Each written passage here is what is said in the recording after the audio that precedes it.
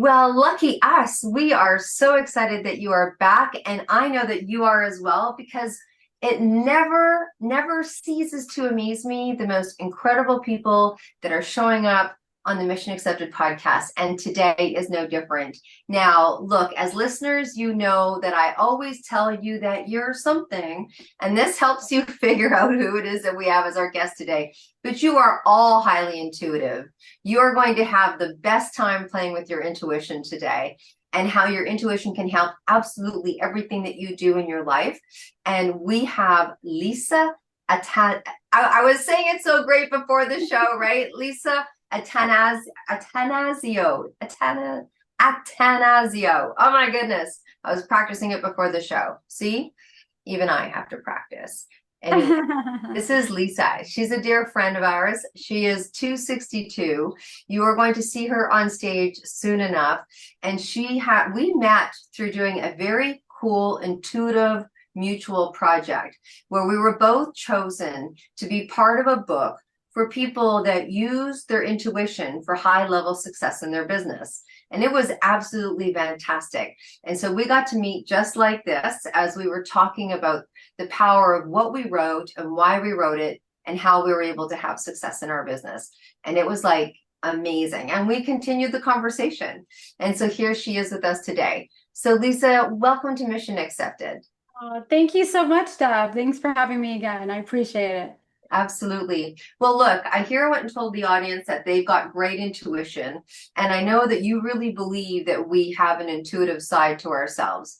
And you had your own discovery of your own intuitive side.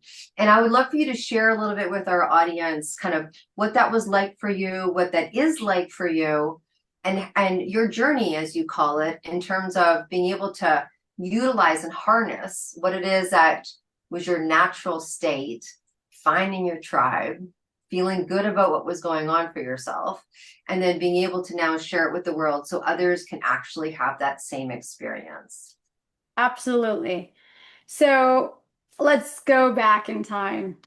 I was a little girl, and just like any little girl, I felt things and saw things, but I didn't want to be different.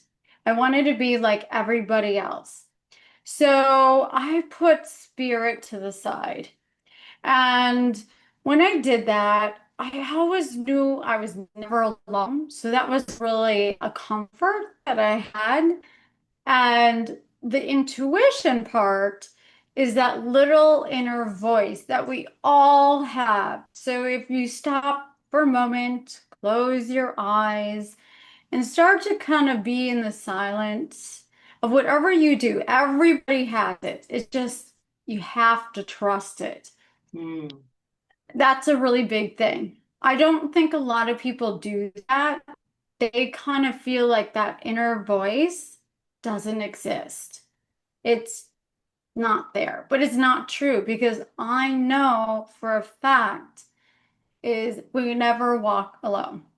We walk with spirit always, hand in hand. So I put that to the side and I decided later on in life to get a social work degree, right? In the helping field. And I got it from the University of Milwaukee, Wisconsin. I got a master's degree.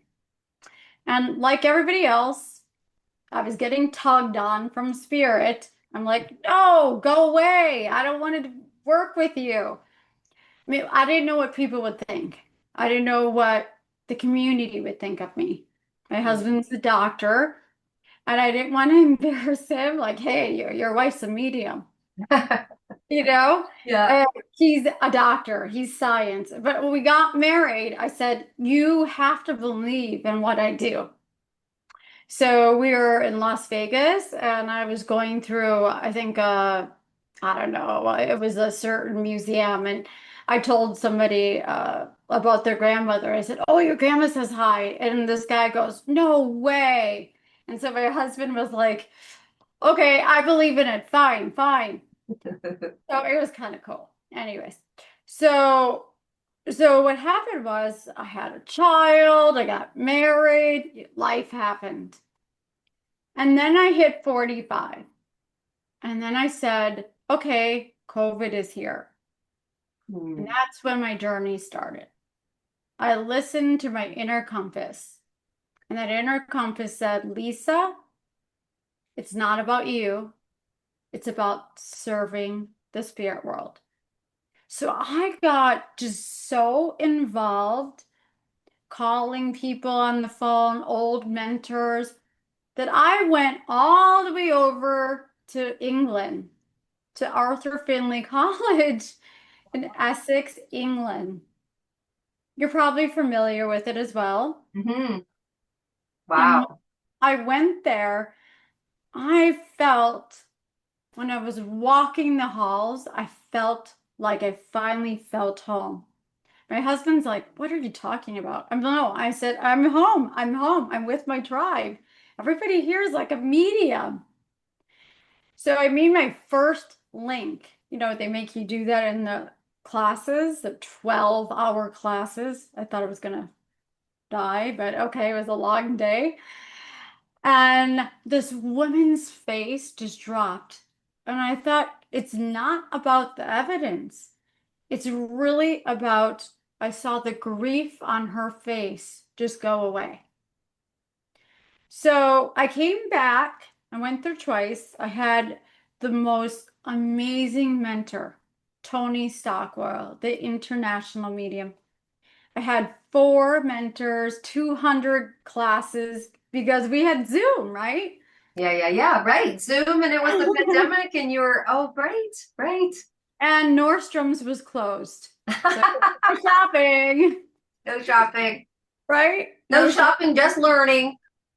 So I said, okay, well, I'll get an education. And so I started to empower myself because so many women work out there and they have their own business, but I didn't know how to run a business. I had no Hmm. idea. I was starting like a chapter in my life. I was taking a leap of faith. I got a PR person.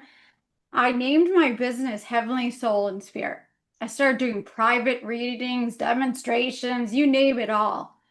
And I was scared. You know, what if this didn't work?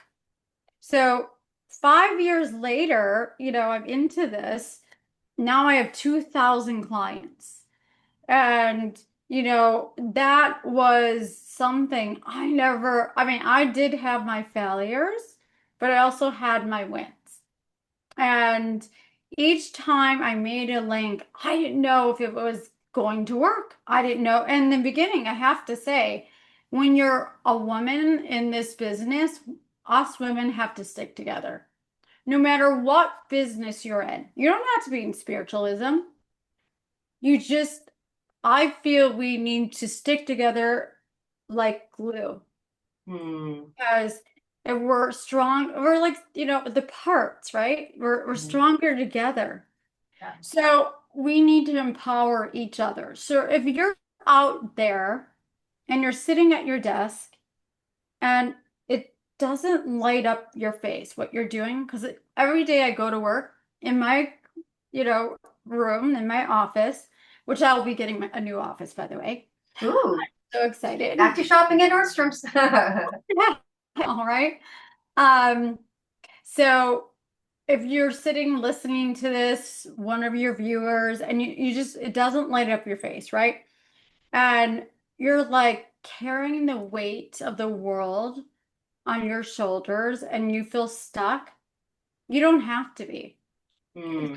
You really need to listen to that inner compass. Like my logo is a butterfly, it means a transformation. And that's why I have the butterfly.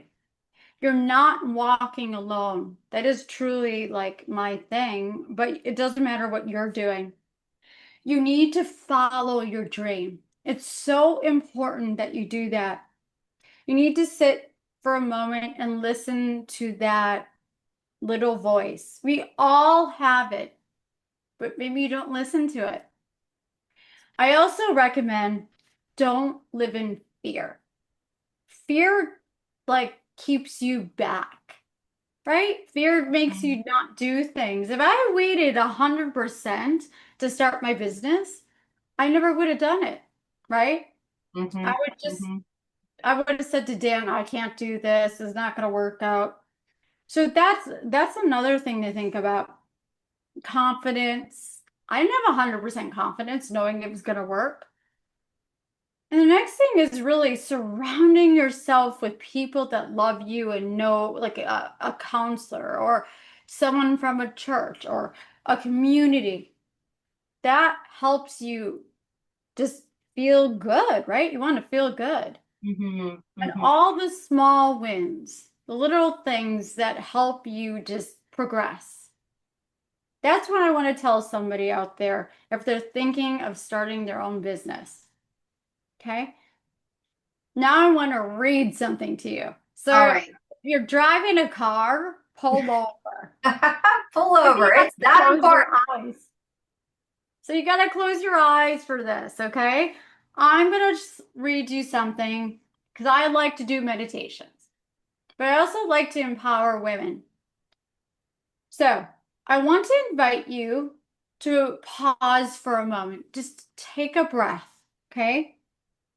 And one woman, right? Okay, so one moment. Close your eyes first. Sorry about that. I want to ask you, what is your dream that you haven't said out loud or you've been too afraid to say? Feel it, breathe it, because that dream has been placed inside you for a reason. And your spirit knows it. It knows your path. Okay? When when we go low, right? We so like Michelle Obama says, when they go low, we go what? We go high. Hmm. From Michelle Obama. We women have to stick together. We really do. What you do matters. What you do matters. So you got to say that to yourself. Because somewhere out there, if you feel you don't matter, it's not true. So in my business, I have to say, sometimes I felt invalidated. Sometimes I felt invisible. You're not. You got to keep that in mind. And you got to trust. This is the biggest thing. You got to trust the process because ultimately, right, that inner compass is guiding you somewhere where you are going to find your happiness. So that really is my story and my message to women out there, women that feel that message that fuels them every day. My vision is to help women and to help them understand that little whisper that they hear is their inner compass. And those whispers are guiding you towards your true path. And your intuition is real, and your soul already knows your direction.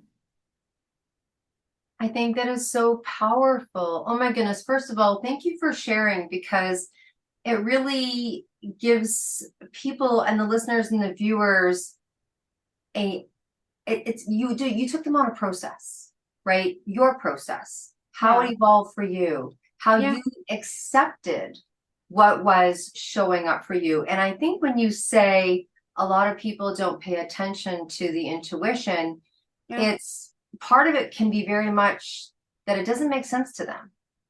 It's like you'll hear people, they'll be like, well, I had a funny feeling that would happen, almost like shocked. Like, I had a funny feeling that would happen and you could finish that with, and I never knew that that funny feeling was actual, or that funny feeling was true, or that funny feeling was real. You Yeah. would call it intuition, someone would call it a funny feeling, or I had a sense that was going to happen, or oh my gosh, I knew that you were going to call. And they say it was such shock. But for you, that would be common play. You'd be like, well, of course I knew that that was going to call, or of course I knew I'd be here one day, or what have you, because you went through that process of accepting it. And I love how you shared how you just wouldn't put spirit over here because you Right. just wanted to be a normal girl doing a normal thing, right? Yeah, I And don't then want to there be different. was, yeah. And then the time that you chose, and I think that's the big piece there. You talked about choosing to invite spirit back in your life, and then choosing that you were going to embrace it in a way as big as that you were going to get on a plane, go study more, and then actually shift careers, which is a really big, Yeah. engagement to do with that part of yourself. Yeah, it was huge. Like I was not sure what was going to happen. I really had to take that, step off that cliff and say, okay, whatever's going to happen, it's going to happen. But I trust in spirit. And more importantly, you have to trust yourself Mm-hmm. Mm-hmm. and know that you're going to be okay. And I think it's a little more difficult. I mean, let's face it, it's a little more difficult to socially to embrace something that you're not sure society is fully embraced. I mean, it's one thing to, oh, I'm going to be a dentist. Probably a little easier Yeah. to go, thank you. This time around I get to be a dentist, Yes. other than I'm going to be a doctor's wife medium. Like as you Yeah. were sharing, you're like, hi, this Absolutely. is my wife Lisa. Oh, what do you do? She sees ghosts. You know what I mean? Like talks Yeah. to spirits. Yeah. So I think that that's very fair as well, and why some people don't engage it, because they may not be in communities or circles, like you said, Yeah. that have a level of understanding and or acceptance around that. I hope because it's 2025, almost 2026, that we're at a point where mediumship has grown, Mm-hmm. that people will, I guess, accept it. And then the people that don't, it's okay. I'm not there to change their mind. Mm-hmm. I just don't want to embarrass my family And I or think my that's daughter. No, and I think that's absolutely fair. I think that's absolutely fair. Yeah. Um, so not everybody has been to a medium. Not everybody has played in that world. So why don't we, for the audience that doesn't really understand mediumship, may know what one is, let's walk through a little bit of what happens when someone comes to see you for an appointment. Like, is it that hey, is my marriage going to work? Or, hey, should I go into this career? Like, what are some of the things that people ask? Yeah, so the difference of a medium, okay, first of all, I'll start at the beginning. A medium, I don't call my ability. So it's an ability versus a gift. Like you'll hear a lot of people say, "Oh, I have a gift. Oh, my gift." It's not a gift. It's an ability that you have to train like an athlete, like a basketball player trains every single day. Now, if you come to me, you want a medium reading, that's proof of life. I'll give you evidence of personality, shared memories. You'll know exactly who that person is because they have intelligence just like you and I do. And they'll Mm-hmm. have a dialogue going on. Like I just did a reading before I came on. It was a mother and two children, older children. And the dialogue was so exact, like they knew exactly what they did yesterday. And Mm-hmm. the father was sharing what his personality was like, but also he wanted his daughter to forgive him. So that would be a medium reading, an evidential medium reading, because that's how I was taught. Mm-hmm.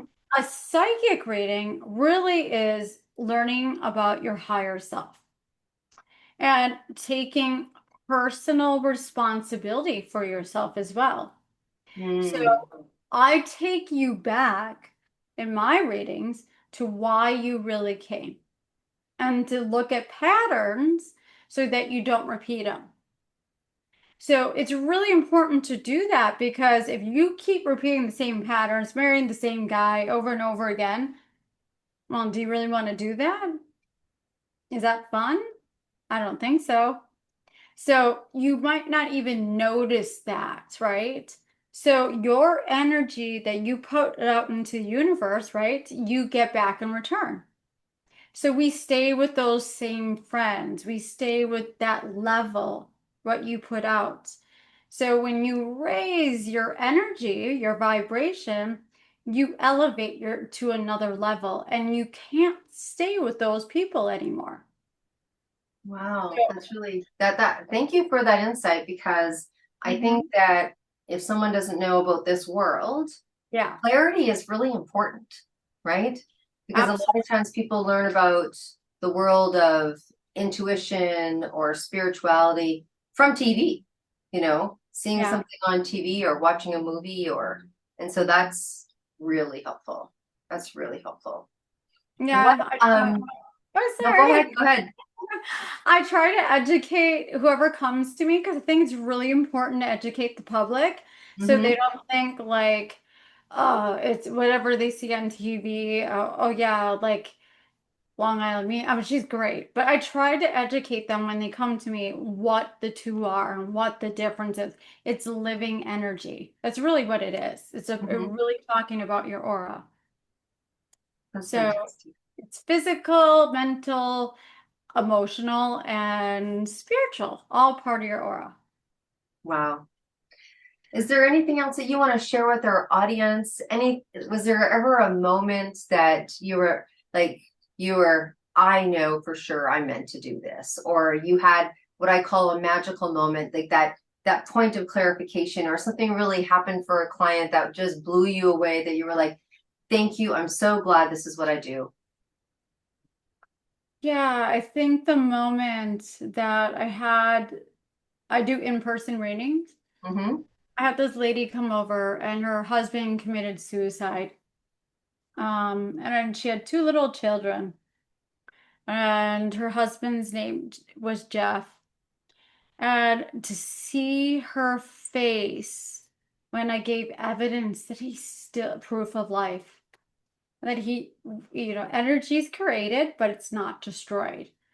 And I felt just, like this is what I'm meant to be doing. This is Mm-hmm. my journey.